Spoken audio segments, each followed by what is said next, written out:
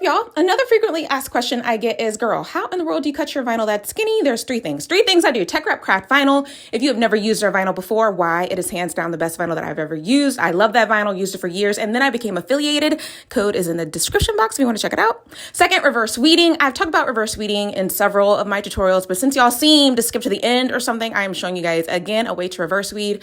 I also remove my vinyl from the transfer tape itself. That's just another way to reverse weed, but the way I'm doing this tumbler is perfect if I don't have a stroke or offset underneath.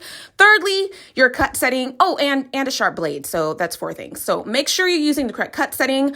I am using the textured vinyl cut setting for this tumbler. Why? Because it's textured vinyl. And then make sure your blade is sharp. If you do a lot of cutting, vinyl cutting, and your blade is dull, nothing you do is going to get that vinyl to cut. So change out your blade every few months. More often if you do more. Some folks use foil to sharpen their blades, but I'm lazy and I buy them in bulk on Amazon for like $10. So fam, do you. So four things: vinyl brand, reverse weed, cut settings, and a sharp blade. Okay, bye.